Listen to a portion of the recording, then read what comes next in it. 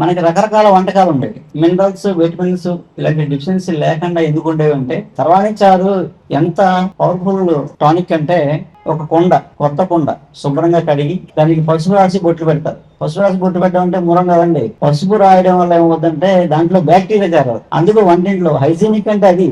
ఆ కొండకి పసుపు రాసి బొట్టు పెట్టి గంజి, ఈ రోజు వాచిన గంజి కుండలో పోస్తారు, రేపు వాచిన గంజి మళ్ళీ పోస్తారు, మళ్ళీ ఎల్లుండి వాచిన గంజి మళ్ళీ పోస్తారు.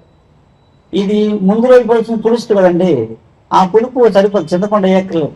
సో అలా పెట్టిన దాన్ని చక్కగా పవిత్రంగా దాన్ని ఎవరు ముట్టుకోకుండా మూడో రోజు ఏం చేస్తారంటే కూరగాయ మొక్కలు. అప్పుడు ఏం దొరుకుతున్నాయి, తోటకూర కాళ్ళ దగ్గర నుంచి, మునక్కాయల దగ్గర నుంచి, అనవే మొక్కల దగ్గర నుంచి, ఏ మొక్కలు దొరికితే ఆ మొక్కలు, ఏమీ జరుగుతుంది ఏదో మొక్కలు వేసేసి మొక్కలు తాళం పెట్టేసి ఈ గంజి పోసేసి మరగ పెట్టేసి ఉప్పు కారం వేసేస్తే తర్వానిసారి అవుతుంది. అది సంవత్సరంలో ఒకసారి తాగామనుకోండి, మీకు ఇంకా సంవత్సరం అంతా విటమిన్ B12 ప్రాబ్లం ఉండదు, గట్ హెల్త్ ప్రాబ్లం ఉండదు, మొత్తం గట్ అంతా క్లీన్ అయిపోద్ది ఒక్క దెబ్బకి. కొట్టేస్తుంది మన్నాడు అంతా.